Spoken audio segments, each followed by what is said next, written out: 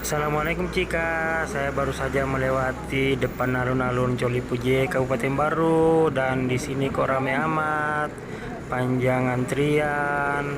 Ada apa di lampu merah sana? Apa hanya sekedar lampu merah sampai panjang sekali macet kayak gini?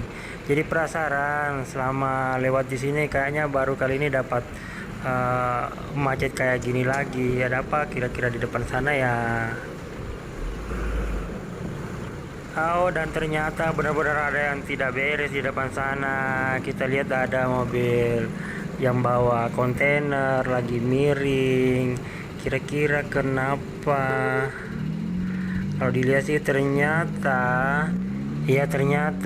kontainernya nyangkut di pohon. Maksudnya di dahan pohon ya.